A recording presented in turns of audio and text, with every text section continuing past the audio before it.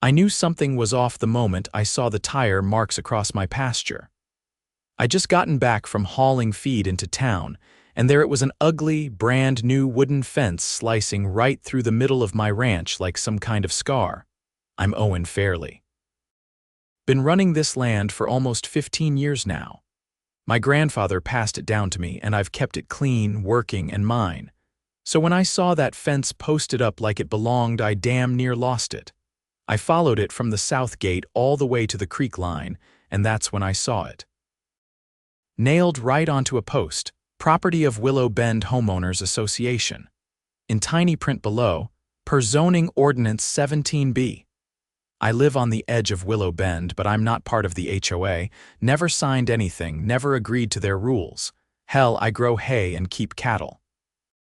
Most of the people in Willow Bend couldn't tell a cow patty from a pancake. I marched straight down to the HOA office, which, of course, was inside some fancy model home with fake granite counters and one of those fake fruit bowls on the table. And sitting behind the desk, wearing a blazer like she was heading into a courtroom, was her Karen Zellman. President of the HOA, short blonde bob, pursed lips, and the kind of attitude that made you want to check your blood pressure. Well, if it isn't Mr. Fairley, she said without even looking up from her laptop. Finally decided to make yourself part of the neighborhood? You built a fence on my property. Correction, she tapped a folder on the desk. We extended the community boundary to include the undeveloped section bordering our private lots. According to our recent zoning petition, I never signed off on that. You didn't have to. County planning approved it. We were well within our rights. I leaned over the desk. You never sent me notice. You never asked permission. You trespassed and built on my land. Karen smiled, that tight-lipped, fake courtesy smile. Then I suggest you hire a lawyer. I didn't need a lawyer to know what was mine. So that night, I fired up my tractor, hooked up the tow chain, and ripped every damn board of that fence out of the ground. Every post, every sign, hauled it all to the edge of her cul-de-sac and dumped it on her manicured lawn like a stack of firewood. 2 days later, I got served. Karen filed a civil suit against me for destruction of HOA property. Claimed I owed them $27,000 in damages. Said I had jeopardized community safety and violated newly adopted architectural integrity standards. But what she didn't know was, I already had a plan, and it started with a dusty old file in the county records office. I parked my truck outside the Travis County Records building just after 7 in the morning. The place was quiet, still smelling like industrial cleaner and old paper. I wasn't there to browse. I had a very specific purpose. My grandfather was meticulous. Every land survey, deed, easement, and plat map he ever signed off on was filed, notarized, and bound in manila folders with dates marked in red ink. I asked the clerk for parcel 9C217, the land I stood on, worked, and slept on, still listed under Fairley Agricultural Holdings. She raised an eyebrow when she saw the zoning request tied to Willow Bend's HOA application. Looks like someone tried to sneak a boundary adjustment under conditional rezoning, she muttered, flipping pages. But this is flagged. It was never finalized. Flagged by who? She pulled up a digital scan. County Planning Commission rejected their final submission. They were missing environmental impact reports and didn't have your consent on file. I leaned in. So their petition failed. Technically, yes. They filed an appeal, but it was dismissed 6 weeks ago. No notification of reversal. This land's still zoned agricultural, and it's not under any HOA jurisdiction. That was the crack I needed. I took photos of every page. I also paid for certified copies just in case and left with a folder thick enough to make an HOA lawyer sweat. But I wasn't done. I drove straight to the county appraiser's office next. I needed to know if anything else had changed without my knowledge. The man behind the desk wore a bolo tie and had a nameplate that read D. Rutledge. He scanned my parcel info and frowned. Odd, he said, tapping the screen. Your taxes were reassessed 2 months ago, filed under a residential multi-use overlay. That shouldn't have happened without a hearing. It didn't. I never got a notice.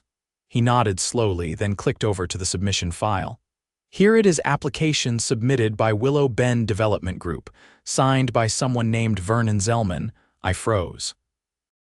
Any relation to Karen Zellman? He didn't look up. Same mailing address. So now it wasn't just a fence. They'd forged reclassification papers to spike my property taxes and probably push me into compliance through sheer financial pressure. Who approved it? He scanned the digital signature. Looks like someone in our office stamped it, but it's under investigation. You're not the only landowner this happened to. That's when I realized this wasn't just about me. This was a coordinated land grab. I thanked Rutledge and walked out, heart pounding. I called a friend of mine, Lisbeth Cantu, an old Army buddy turned municipal attorney. She answered on the second ring.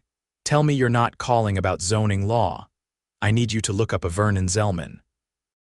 He's got ties to Willow Bend HOA and just filed bogus rezoning on my ranch. There was a pause. That name's come up before. He's on the board of at least 3 shell development corporations tied to HOA expansions. You're not the first complaint. Can you get me anything solid? I'll send you what I've got. But if they forged documents, we're in criminal territory. File a report, now.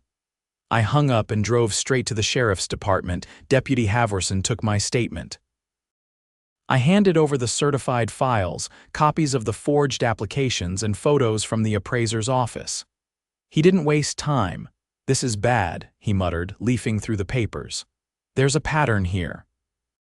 We've had similar reports from 2 other property owners also bordering HOA land. You think it's coordinated? I think it's organized fraud. And if you're right about the forged classification, someone's going to prison. He took everything into evidence and promised me investigators would be looped in. I was halfway back to my truck when my phone buzzed. It was Lisbeth. Check your email. I found something. I pulled over in a gas station lot and opened the file.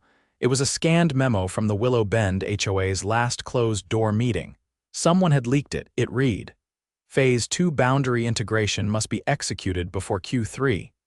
Target parcels, 9C217, 9C215, 9C226. Reclassification will be applied retroactively, resistance expected. Legal contingency fund approved, Vernon to handle county filings. They had names, parcel numbers, a fund to cover legal retaliation. That was enough for the district attorney. By the end of the week, subpoenas were issued. Vernon Zellman was brought in for questioning. Karen. She tried to play innocent, but the paper trail was too clean and the memo too precise. Meanwhile, I showed up to court with Lisbeth and a manila folder stacked with county rejections, zoning maps, and digital correspondence. Karen's lawyer didn't even make it past the opening statement before the judge raised an eyebrow and asked, "You sure you want to proceed with this?" They dropped the suit within the hour. The judge turned to me before closing and said, "Mr. Fairley, if I were you, I'd press charges. You've got a textbook case for property fraud and attempted annexation under false pretenses." I didn't need to think twice. By the following month, both Zellmans were indicted on multiple counts: fraud, forgery, abuse of zoning authority. The county launched a full audit of HOA filings going back 5 years. And the best part, the fence, still lying in a pile right at the edge of their pristine cul-de-sac, now taped off as evidence. Turns out, when you grow up learning how to mend fences, you also learn how to tear them down, especially the kind built on lies. 3 weeks after the court dismissed the HOA's bogus lawsuit and the Zellmans were indicted, I figured things would finally settle.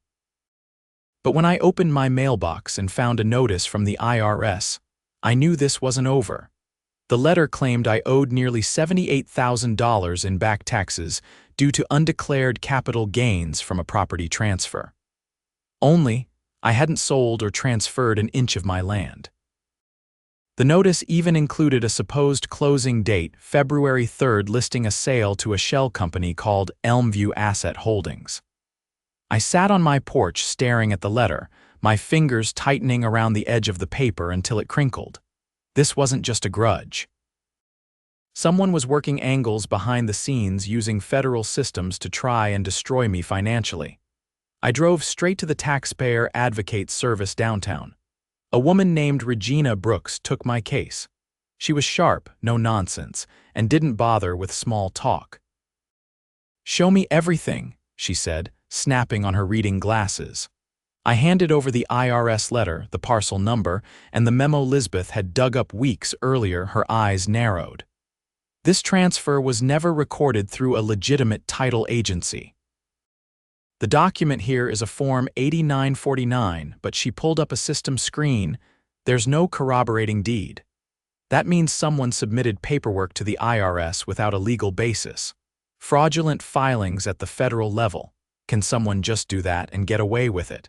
She glanced up. "Not if I have anything to say about it." Within an hour, she'd flagged the filing and escalated it to the IRS Criminal Investigation Division. But that was only part of the mess. The forged sale triggered a reassessment of my land's value, and if it hadn't been caught in time, I'd have been on the hook for taxes on a sale that never happened. Regina printed a copy of the fake filing. There was a forged signature at the bottom mine, only it wasn't mine. The loops were too wide, the spacing wrong. The notary listed didn't exist in the state registry. It was all fabricated. I called Lisbeth again. She met me outside the county courthouse that afternoon with 2 manila folders and a look that told me things had escalated even further. "They didn't just file fake taxes," she said, handing me the folders. "They filed a quitclaim deed in another county, trying to reroute ownership through a defunct land trust.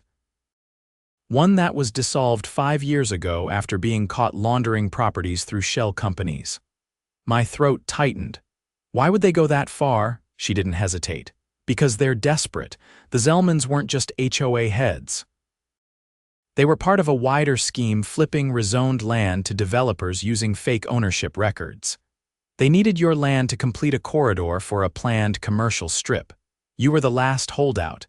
Without you, they can't connect the parcels. I opened the folder. Inside were satellite images, zoning projections, and emails between Vernon and a man listed as J. Arlen, an executive at a construction firm based in Houston. They mentioned projected revenue, development incentives, and a timeline that included bulldozing my ranch within the year. We brought everything to the district attorney.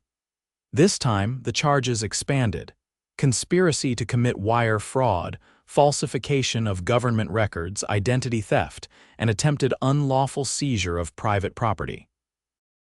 The DA assigned a task force to trace every filing the Zellmans had made in the last 2 years, but the HOA board wasn't going quietly. The next week, they held an emergency meeting closed to non-members, of course.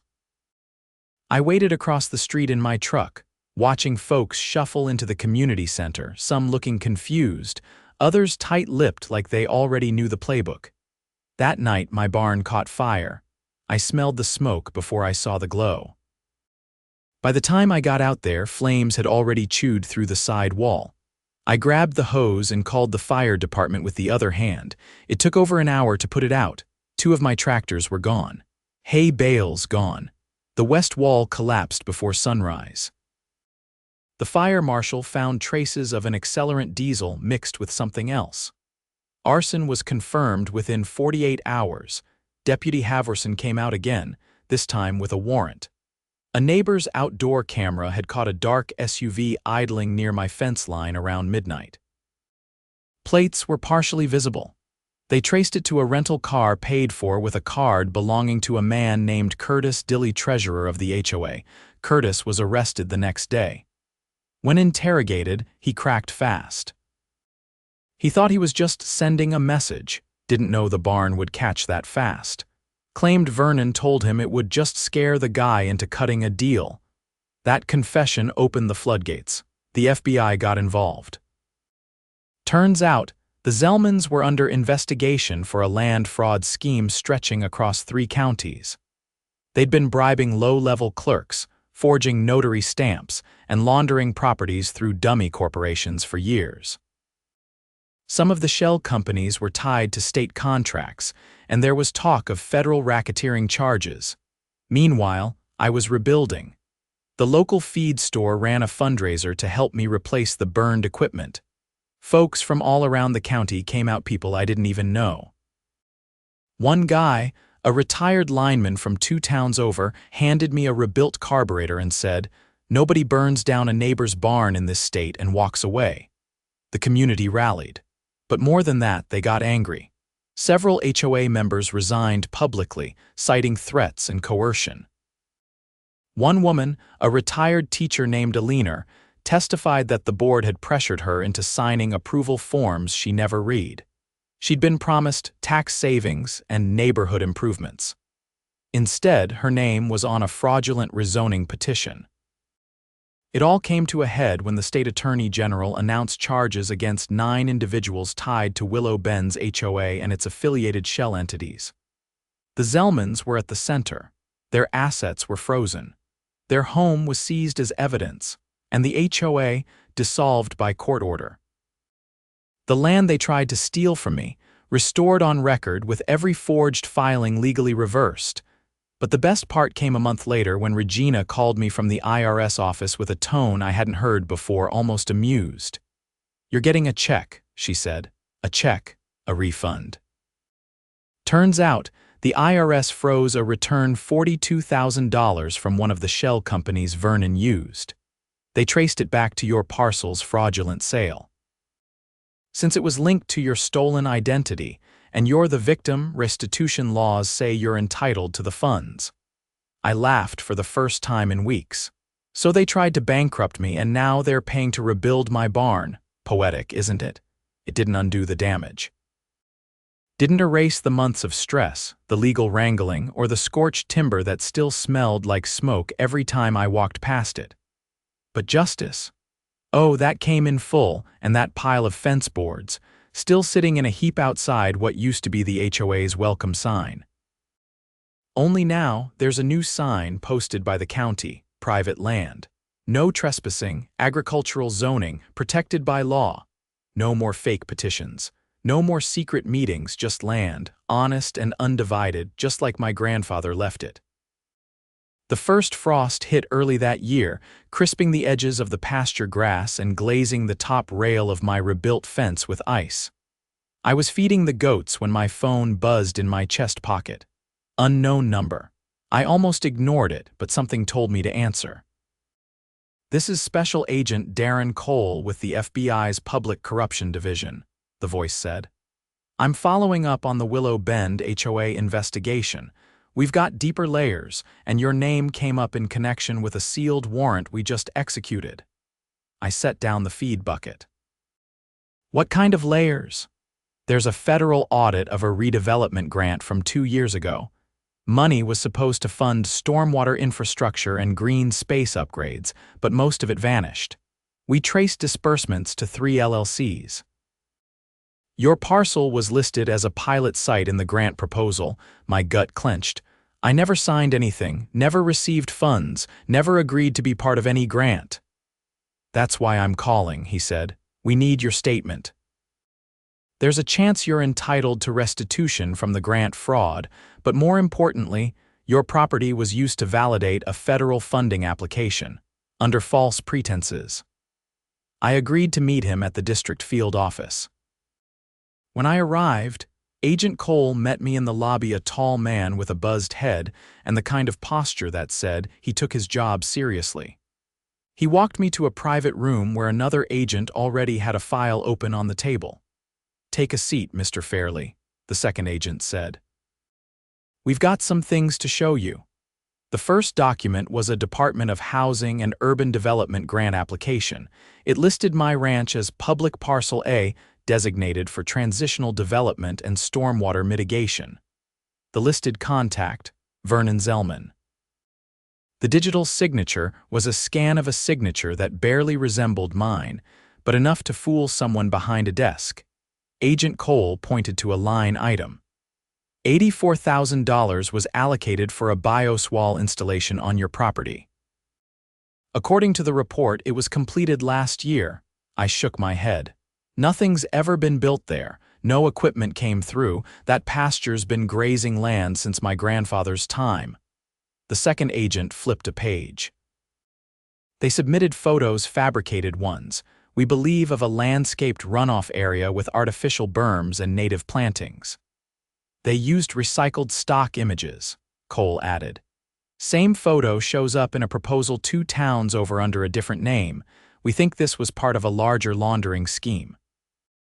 The shell companies received the funds, kicked a portion back to the HOA infrastructure fund, and then funneled the rest into private accounts tied to the Zellmans and their associates. I leaned back, trying to absorb it all.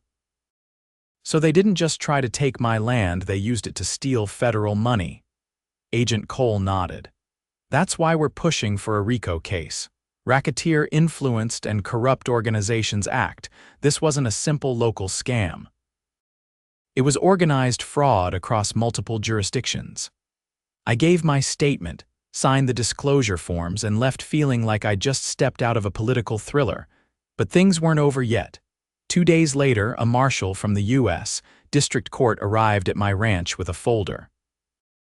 Inside were documents authorizing me as a key witness in the federal case. My testimony would be used to tie the fraudulent filings to the grant disbursements, and more critically, to prove the HOA operated as a criminal enterprise under the guise of a nonprofit. The trial began 6 weeks later in Austin. The courtroom was packed reporters, federal agents, even a few of my neighbors who'd lost land to similar schemes. Karen Zellman sat at the defense table, her hair darker now, face thinner. Vernon was next to her, handcuffed, looking like someone who'd bet the farm and lost. The prosecution opened with a slideshow of forged documents, bank transfers, and grant applications. Then came the testimonies. A junior accountant from one of the development firms admitted to altering invoices under Vernon's direction. A former HOA board member said he'd been threatened with legal action if he didn't sign blank zoning forms. The county clerk revealed that her signature had been scanned and used without consent on at least 9 records. When it was my turn, I took the stand and told the truth. About the fence, the fake tax filing, the forged land transfer, the barn fire, the false grant application.